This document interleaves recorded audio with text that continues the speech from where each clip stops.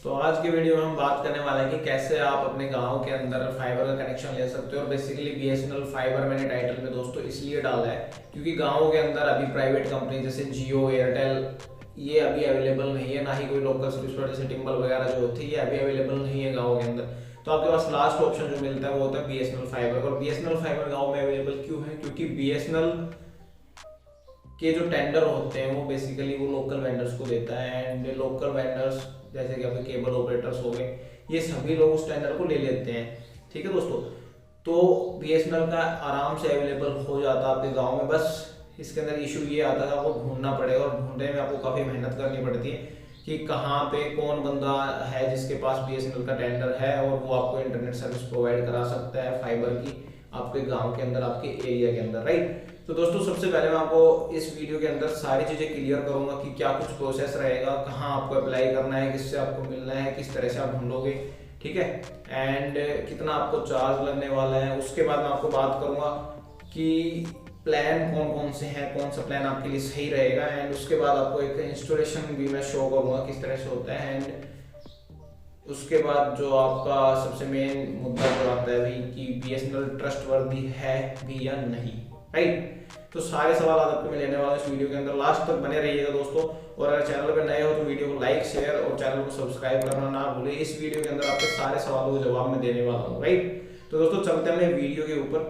तो दोस्तों सबसे पहले मैं आपको बता देना चाहूंगा कि आप अप्लाई कैसे कर सकते हो। बेसिकली आपके पास दो ऑप्शन होते हैं, या तो आप ऑनलाइन अप्लाई करो, राइट, यह है कि आप अपने खुद से वेंडर को ढूंढ लो।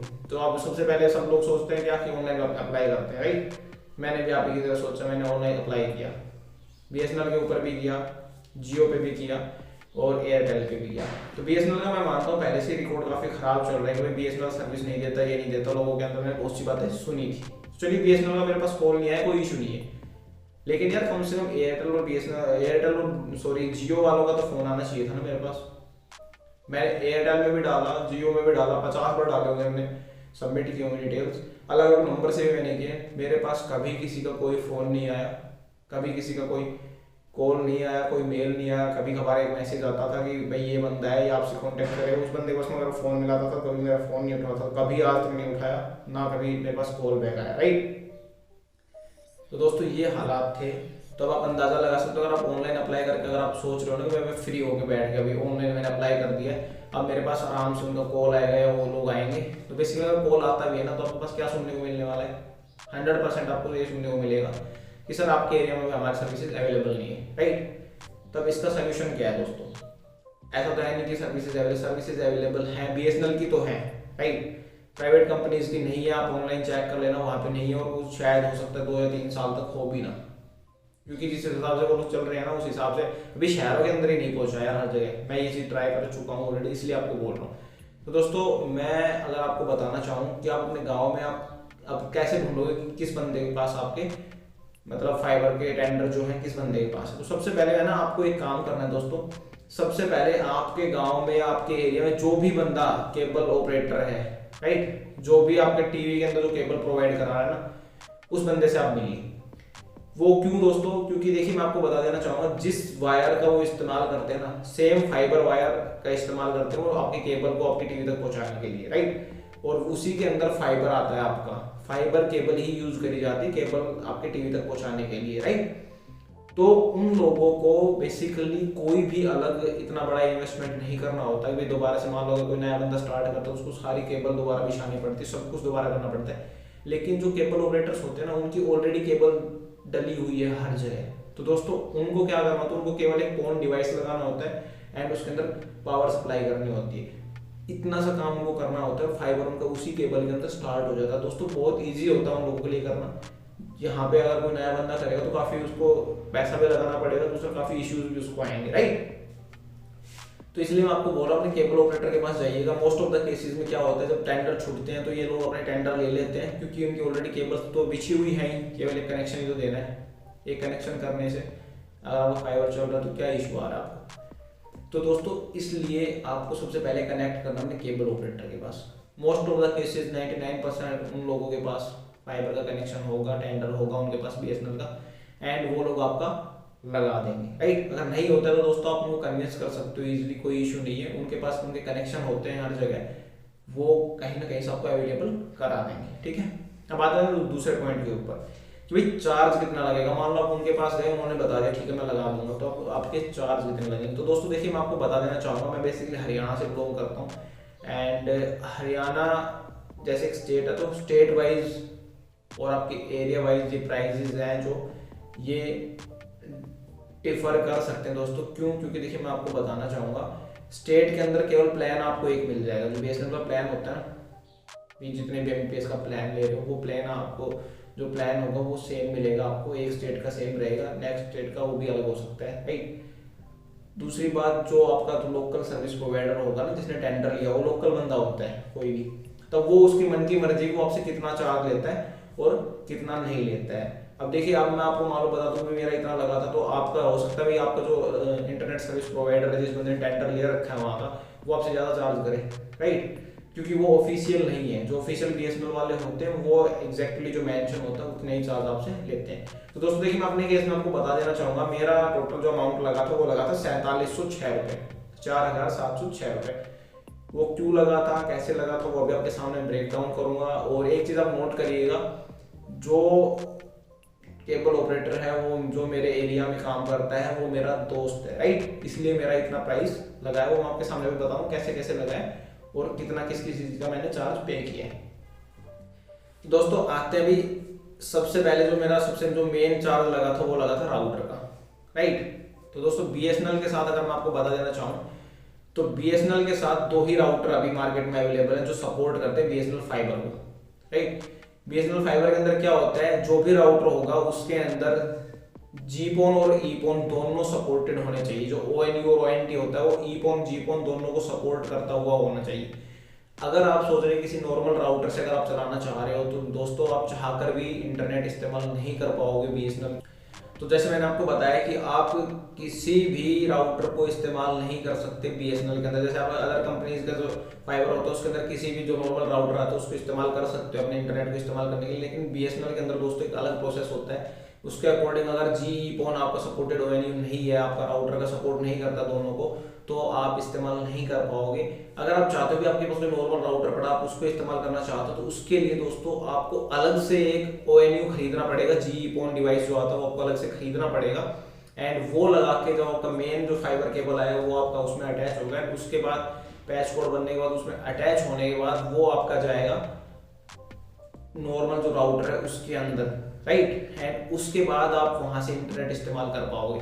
तो दोस्तों ये जो प्रोसेस होता है, अगर आपके पास ऑलरेडी कोई राउटर पड़ा हुआ है तो ठीक है, मैं आपको बोलूंगा आप कर लीजिए वहाँ पे, क्योंकि लगभग 1500 से 2000 रुपये का ओएनयू आपका जो है वो आएगा अलग से, जो जीपोन डिवाइस आएगा वो तो ऑलरेडी अगर आपके पास राउटर है तो अच्छी बात भी, 1500 से 2000 रुपये में आपका काम चल जाएगा। लेकिन अगर आपके पास नहीं है ना दोस्तों, आप सोच रहे हो मैं अलग लाऊं, क्योंकि देखिए बेसिकली राउटर का आपको जो चार्ज होगा वो 2 ही आते हैं, सायरटेक या फाइबर गेट, और दोनों का जो सिस्टम होता है ये लगा लो आप, मैं बताऊं तो नॉर्मली आपके 3500 से 4000 रुपये की प्राइस रेंज आपको मिलेगी अगर आप ऑनलाइन साइट पे भी चेक करते हो। मैं यहाँ डाल दूंगा, आप देख लीजिए। सायरटेक का तो मुझे अवेलेबल मिल गया था, लेकिन फाइबर गेट का अभी शो नहीं कर रहा, पहले जब था तो लगभग 3800 रुपये समथिंग शो कर रहा था। मैं यहाँ पे डाल रहा हूँ सायरटेक का, आप देख लीजिए फ्लिपकार्ट के ऊपर कितने में अवेलेबल है, राइट। और अगर आपको खरीदना, लिंक भी मैं नीचे डाल दूंगा, मेरा कोई एफिलिएट नहीं है, उनसे कोई कमीशन मुझे नहीं मिलने वाला, राइट, आपके लिए मैं डाल रहा हूँ। एंड तो दोस्तों मैं आपको बताना चाहूँ, जो मेन खर्चा होता है वो होता है राउटर का। बेसिकली मेरे से जो मेरा दोस्त था उसने मेरे से लिए 3500 रुपये राउटर के। क्यों? क्योंकि देखिए जो आईएसपी होता है ना, इंटरनेट सर्विस प्रोवाइडर होता है, इनके पास क्या होता है, ये बल्क में खरीदते हैं, समझ रहे हो आप। तो बल्क में जब ये खरीदते हैं तो बल्क में खरीदने की वजह से इनको थोड़ा प्राइस डाउन पड़ जाता है। तो इस वजह से आपको भाई देखिए मर्जी तो इनकी, अब जितने में देना चाहिए आपको उतने में देंगे, राइट। लेकिन अगर आप ये अंदाजा लगाओ तो मार्केट से थोड़ा सस्ता ही आपको दे देंगे।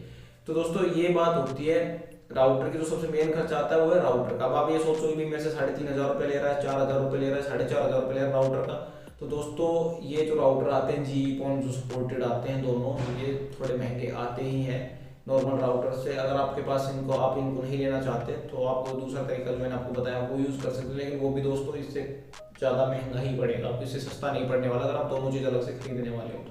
हाँ वो बात, अगर आपके पास आपके घर पे मान लो राउटर पड़ा हुआ है ऑलरेडी, कोई पुराना राउटर है, तो उसके अंदर आप इस्तेमाल कर सकते हो इसको, राइट। तो सबसे मेन जो खर्चा मैंने बताया आपको 3500 रुपये लगे थे मेरे राउटर के। अब उसके बाद आते हैं दूसरा जो मेन खर्चा होता है वो देखिए दोस्तों, जो लोकल सर्विस प्रोवाइडर आपके होते हैं ना, इनके पास जो आपका जो फाइबर से पैच कोड के अंदर जो कन्वर्ट करता है ना, वायर्स के जो कनेक्शन होते हैं जो मेल्ट करके किए जाते हैं, उनकी दोस्तों एक स्पेसिफिक मशीन यूज की जाती है, और वो मशीन इन लोगों के पास नहीं होती। इनमें इनकी भी गलती नहीं है यार, ये किसी और बंदे को बुलाते हैं जिसके पास मशीन होती है, वो बंदा आके यहाँ पे कोई कनेक्शन करके जाता है, और बेसिकली वो बंदे उस कनेक्शन पे चार्ज करते हैं आपको कुछ ना कुछ। वो बंदा जो होगा ना, जो मशीन लेके आएगा, वो उस कनेक्शन का चार्ज करता है, वो कुछ मतलब प्राइस फिक्स होता है। जैसे मेरा दो दोस्तों से मुझे बताया था कि 500 रुपये कनेक्शन के लेता है वो, तो वो जो चार्ज होता है एक तरह से वो भी वो आप लोगों से ही बियर करते हैं, आप लोगों से ही लेते हैं दोस्तों, ठीक है। तो वो चार्ज मिला के हो जाते हैं आपके, भाई सर्विस चार्ज आपका जितना वो लेना चाहे आपसे ले सकते हैं। लेकिन मेरा दोस्त था तो उसने मेरे से लिए हैं केवल 500 रुपये सर्विस चार्ज के, राइट। तो 3500 प्लस 500 बन जाते हैं 4000 रुपये। एंड अब उसके बाद आते हैं हम जो अपना प्लान है बीएसएनएल का। तो बेसिकली दोस्तों बीएसएनएल के प्लान स्टार्ट हो जाते हैं 449 रुपये प्लस जीएसटी से। लेकिन जो नॉर्मली मैं आपको बताना चाहूँ तो जो आपका आईएसपी वो आपको सजेस्ट करेगा, और मैं भी आपको सजेस्ट करता हूँ कि 60 Mbps तो आप एटलीस्ट लीजिए, जो कि मिलता है आपको 599 में, यानी कि 599 रुपये प्लस जीएसटी, जो कि आपका लगभग बन जाता है 706 रुपये। तो आपको कम से कम 60 Mbps का प्लान तो दोस्तों लेना ही चाहिए, मैं आपको पर्सनली ये सजेस्ट कर रहा हूँ, राइट। और ये मैं इसलिए कर रहा हूँ आपको क्योंकि जो इससे नीचे वाला प्लान है उसमें थोड़ी स्पीड भी आपको कम मिलेगी, फिर बाद में आपका एक्सपीरियंस थोड़ा अच्छा नहीं आएगा, तो आप बोलोगे कि बीएसएनएल में प्रॉब्लम है, राइट। तो दोस्तों 60 Mbps का जो मैंने प्लान लिया था, लगभग 706 रुपये का मेरा वो प्लान होता है। तो टोटल मिला के मेरी जो कॉस्ट लगी थी वो लगी थी 4706 रुपये। अब इसके अंदर देखिए दोस्तों, मैं आपको बता रहा हूँ फिर से कि ये मेरा दोस्त था इसलिए मेरा इतना चार्ज लगा है।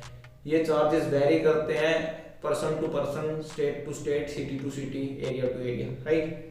क्योंकि देखिए जो भी बंदा हो सकता है वो आपसे कितना चार्ज करे, हो सकता है वो पूरे पूरे पैसे आपसे ले। दूसरी बात, केबल इसकी पूरी बिछी हुई थी ऑलरेडी, और जो भी आई मैक्सिमम जो भी केबल ऑपरेटर हो उसकी केबल बिछी हुई होगी। अब वहाँ पे आपको एक चीज़ देखनी है कि जहाँ से इनका जो डिवाइस लगा होता है ना, वहाँ से जो पॉइंट होता है वहाँ से आप देखिए आपका घर की दूरी कितनी है। अगर आपका घर मान लीजिए भाई 1-1.5 किलोमीटर दूर है, या 500-600 किलोमीटर 600 मीटर दूर है सॉरी, तो दोस्तों आपको हो सकता है आपसे केबल का भी चार्ज आपसे लिया जाए, राइट।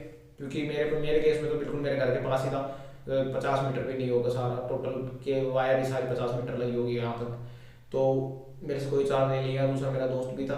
लेकिन हो सकता है कि आपके एरिया में आपका घर अगर उनके पॉइंट से ज़्यादा दूर है तो हो सकता है वो आपको चार्ज करे। और केबल जो होती है उसका चार्ज दोस्तों वेरी करता है पर्सन टू पर्सन भी, कितना कहाँ पे कितना मिल रहा है। मैंने ऐसे लोग भी मिले जिन लोगों ने 8-8 रुपये मीटर में लगवाए, और ऐसे लोग भी मुझे मिले जिन लोगों ने 25-25 रुपये मीटर भी बताए हैं प्राइस, राइट। एक बंदा मिला था जिसने 33 रुपये मीटर के हिसाब से ली थी वायर। तो दोस्तों आप समझ सकते हो कि किस हिसाब से ये चलता है। ये देखिए आप उनकी मन की मर्जी हो कितने में आपको वायर देते हैं, राइट। अब इसके बाद में आते हैं हम इंस्टॉलेशन के ऊपर। तो दोस्तों इंस्टॉलेशन की पूरी वीडियो जो है मैं आपके सामने दिखा रहा हूँ, जिसके अंदर आपको सारी चीजें दिखाई जाएंगी, कौन सी केबल कहाँ से आ रही, कहाँ से क्या कनेक्शन हो रहा है, और उसमें राउटर भी दिखाया जाएगा। अगर राउटर के बारे में आप जानना चाहते हो तो दोस्तों लिंक डिस्क्रिप्शन में मैं डाल रखी है पूरी, मैं डाल दूंगा मैं, और साथ साथ आई बटन में भी मैं डाल दूंगा, जिसमें आप देख सकते हो कि राउटर की अनबॉक्सिंग, कैसा राउटर है, किस तरह का आता है, फाइबर गेट की बेसिकली जो है, और सेटअप कैसे करना है आपको, पासवर्ड अगर आपको चेंज करना है तो कैसे करना है, इंटरनेट आपको अगर स्टार्ट करना है तो आपको कैसे करना है, राइट। तो दोस्तों अब आते हैं, आप वीडियो पूरा देख लीजिए, एंड उसके बाद मैं आता हूँ नेक्स्ट पॉइंट के ऊपर। तो दोस्तों बेसिकली यहाँ से ये अपनी जो फाइबर की केबल आती है ये आ जाती है। उसके बाद यहाँ इस बॉक्स के अंदर ये फाइबर केबल पैच कोड के अंदर कन्वर्ट की जाती है। आप एक ज्वाइंट लगता है इस बॉक्स के अंदर, एंड उसके बाद ये पैच कोड केबल के अंदर कन्वर्ट की जाती है। अब यहाँ से ये पैच कोड आता है, ये केबल आके आपकी लग जाती है आपके राउटर के अंदर। बेसिकली दोस्तों राउटर जैसे मैंने आपको बताया साइरोटेक या फाइबर गेट दो ही आते हैं जो कि ईपोन और जीपोन दोनों को सपोर्ट करते हैं। अगर आपका वाईफाई खाली एक बैंड पे चल रहा है, जीपोन या ईपोन पे है, तो दोस्तों आप इंटरनेट इस्तेमाल नहीं कर पाओगे। लेकिन अगर आपका जीपोन ईपोन है तो आप आराम से इजीली यूज़ कर पाओगे। और बीएसएनएल का ईपोन जीपोन दोनों जिसमें होंगे वही सपोर्ट करेगा, और ये राउटर थोड़े महंगे आते हैं, राइट। तो दोस्तों आपने वीडियो पूरा देख लिया इंस्टॉलेशन की, आपको कैसे क्या कौन सी चीज़ें कहाँ मिलती है, कहाँ कौन सा कनेक्शन होता है और किस तरह से आपको मिलता है, राइट।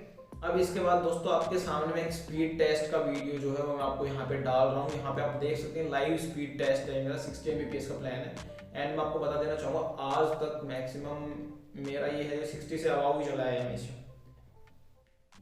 कभी मेरे साथ मतलब ऐसा नहीं हुआ कभी भी मेरे साथ ऐसा नहीं हुआ कि भाई 60 Mbps का प्लान है तो मेरा 60 से बिलो स्पीड आई हो मेरी।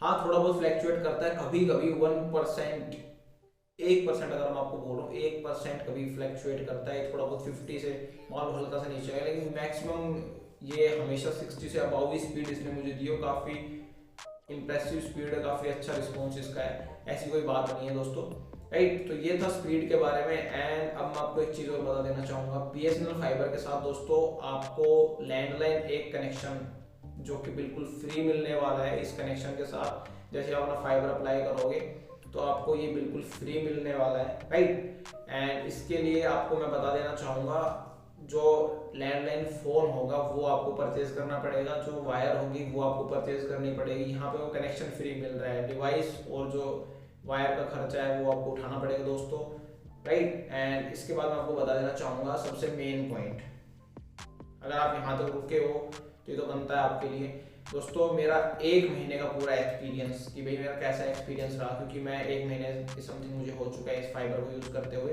तो BSNL का एक्सपीरियंस मेरा कैसा रहा, राइट। जैसा कि आपने बहुत बार सुना होगा कि लोग बहुत बोलते हैं यार इस बारे में कि BSNL की सर्विसेज अच्छी नहीं है, ये लोग रिस्पॉन्स नहीं करते, ये अच्छी सर्विसेज प्रोवाइड नहीं करते आपको, अगर आप कॉल कर रहे हो तो आपको मतलब सोल्यूशन नहीं मिलेगा। जैसे प्राइवेट कंपनीज में इंस्टेंट सोल्यूशन मिलता है, राइट, तुरंत प्रभाव से स्टार्ट कर देते हैं आपके, और तुरंत प्रभाव से ही आप जो भी काम करना चाहते हो वो एक्शन लेते हैं तुरंत। लेकिन यहाँ पे क्या होता है दोस्तों BSNL के अंदर, देखिए मैं आपको बता देना चाहूँ रियलिटी। तो दोस्तों अगर आप ये सोच रहे हो ना कि मैं BSNL का कनेक्शन लूँ तो दोस्तों बिल्कुल आप ले सकते हो, कोई इशू नहीं है। लेकिन एक चीज़ का आप ध्यान रखिएगा, कभी भी जब भी सरकारी छुट्टी हो, राइट, जैसे संडे हो, कभी भी आप सैटरडे को अपना कनेक्शन मत लीजिएगा। अगर आपने सैटरडे को और कनेक्शन लिया ना तो दोस्तों आपने कनेक्शन लगा दिया, सेटअप करके सब कुछ चला जाए, लेकिन जो आपकी आईडी जनरेट होगी, इंटरनेट जो आपको अप करना होगा वहाँ से, वो लोग सरकारी छुट्टी वाले दिन काम नहीं करते हैं। अगर आपने सैटरडे को लगवाया तो संडे की बेसिकली छुट्टी होगी दोस्तों, और संडे को आपका काम बिल्कुल नहीं होगा। आपको पूरा दिन संडे का वेट करना पड़ेगा। मंडे को जब ऑफिस खुलेगा तो वहाँ से वो लोग आपके आईडी जनरेट करेंगे, उसके बाद आपका ISP आके आपकी सेटिंग करके जाएगा यहाँ पे। और अगर सेटिंग आपको करनी है तो वीडियो आई बटन में, या फिर देख लीजिएगा, इससे आप खुद भी कर सकते हो, उससे अपना ID और पासवर्ड लेके, राइट। लेकिन दोस्तों अगर सरकारी छुट्टी बीच में है, चाहे 2 दिन की हो चाहे 4 दिन की हो, संडे के अलावा कोई भी अगर सरकारी छुट्टी हो, तो दोस्तों आपका काम नहीं होगा। ISP की भी गलती नहीं है, वो करके चला जाएगा सब कुछ, लेकिन वहाँ से जो ऑफिस के अंदर जो लोग होते हैं वो काम तभी करेंगे जब ऑफिस ओपन होगा, राइट। तो इस चीज़ का हमेशा ध्यान रखिएगा, कभी भी सरकारी छुट्टी जब आसपास हो तो उससे पहले मत कराइएगा। वर्किंग डेज के अंदर आप इंस्टॉलेशन कराइए, वर्किंग डेज के अंदर आप अप्लाई करिए, वर्किंग डेज के अंदर आप सारा काम करिए, तुरंत आपका काम होगा। फिर भी 1 दिन तो ये लेंगे ही, जहाँ पे अदर कंपनी 10 से 15 मिनट लेते हैं एक्टिवेट करने में, ये पूरा दिन आपका लेंगे आराम से, राइट। ये बात थी। अब इसके बाद बात करते हैं भाई सर्विस मुझे कैसी मिली। तो दोस्तों अगर देखिए पूरे 1 महीने का एक्सपीरियंस मैं आपको बताऊं तो अब तक पूरे महीने में मेरे साथ 5 बार ये हुआ है कि ये इसका कनेक्शन बंद हुआ है, राइट। जिसमें से अभी 2 दिन पहले सुबह लगभग 7 बजे समथिंग एक बार बंद हुआ था। इसके अंदर इशू क्या आया था कि वायर जो इसकी थी वो वायर कट गई थी, इस वजह से वो बंद हुआ था। लेकिन उस टाइम मुझे कोई काम भी नहीं था 7 बजे सुबह इतना, तो मुझे इतना कोई दिक्कत नहीं हुई उस टाइम पे दोस्तों। तो 1 घंटे के बाद लगभग ये चालू हो गया था। लेकिन इसके अलावा 4 बार मेरे साथ ऐसा हुआ है कि 10 मिनट के लिए एक बार बंद हुआ था, 15 मिनट के लिए एक बार बंद हुआ था, एंड एक बार 1 घंटे के लिए बंद हुआ था, एंड एक बार 1.5 घंटे के लिए बंद हुआ था। तो ऐसे ये बीच में मेरे साथ बंद हुआ है। लेकिन दोस्तों जहाँ पे कुछ भी ना हो ना, वहाँ पे इतना कुछ होना है, 60 Mbps का प्लान होना और उसमें भी एक्स्ट्रा स्पीड आपको मिलनी, सारी चीज़ें। जहाँ यार यहाँ पे इतने बुरे हालात थे कि यहाँ पे मेरा नेटवर्क नहीं आता था, छत पे चढ़ के मुझे फ़ोन पे बात करनी पड़ती थी, और इंटरनेट यूज़ करने के लिए छत पे जाना पड़ता था। एक वीडियो 100 MB 200 MB का वीडियो अपलोड करने के लिए मुझे 4-4 5-5 घंटे छत पे घूमना पड़ता था, मच्छरों के अंदर बैठना पड़ता था भाई। वहाँ पे यार इतना कुछ मिल रहा तो 1-1.5 घंटे मान लो कभी बंद हो भी गया बाई मिस्टेक तो क्या इशू आ रहा है, राइट। लेकिन फिर भी मैं आपको सजेस्ट करूँगा, अगर आपके पास प्राइवेट कंपनीज का है तो द बेस्ट है। प्राइवेट कंपनीज का मतलब ये नहीं है कि आप किसी भी थर्ड पार्टी के पास पहुँचे, जैसे टिम्बर वगैरह है, राइट। प्राइवेट कंपनीज का मतलब ये है कि आपके पास मान लीजिए एयरटेल है, जियो है, जो रेप्यूटेड ब्रांड्स हैं दोस्तों, उनके आप ले सकते हो, आप उनको कंसिडर करिएगा बिल्कुल। लेकिन अगर आप चाहते हो भी BSNL, तो BSNL में दोस्तों देखिए सर्विस का थोड़ा सा जो इशू मुझे आया वो मैं आपको बता रहा हूँ। एंड दूसरी ये बात भी है, इसके अंदर ये इशू इसमें बहुत बार आता है कि अगर आप कॉल कर रहे हो तो रिस्पॉन्स आपको हो सकता है मे बी ना आए, राइट। आपने कंप्लेंट करी तो हो सकता है आपका कंप्लेंट करने के बाद कोई सोल्यूशन ना हो, तो ये सारी दिक्कतें दोस्तों आ सकती है, क्योंकि बीएसएनएल एक सरकारी फर्म है और सरकारी कंपनी है, तो ये सारे इश्यूज आपको आ सकते हैं। इसके अलावा दोस्तों अगर आपको कोई अदर सवाल आपका हो, कोई और इशू आपको आ रहा हो, कोई और दिक्कत आपको महसूस हो रही है अपने फाइबर के अंदर, राउटर के अंदर, तो दोस्तों आप मुझे कमेंट करना ना भूलें। अगर आपको कोई सवाल है फाइबर से रिलेटेड, बीएसएनएल फाइबर के रिगार्डिंग कोई आपको हेल्प चाहिए मेरे से, तो दोस्तों मैं अपना इंस्टा की आईडी नीचे डाल रहा हूँ, इंस्टा पे मुझे डीएम करना ना भूले दोस्तों, फॉलो करना ना भूले। अगर कोई भी आपको सवाल हो, कोई भी आपको इशू आता है, तो तुरंत आप मेरे पास मैसेज करिएगा, मैं पूरी कोशिश करूँगा जल्दी से जल्दी आपको रिप्लाई करने की। एंड दोस्तों आज के वीडियो में बस इतना ही। अगर कोई आपका सवाल हो तो प्लीज़ आप कमेंट करिए, मैं पूरी कोशिश करूँगा आपके कमेंट का जवाब देने का। और अगर वीडियो आपको अच्छी लगी हो तो चैनल को लाइक, शेयर और सब्सक्राइब करना ना भूलें। राइट, मिलते हैं नेक्स्ट वीडियो के अंदर।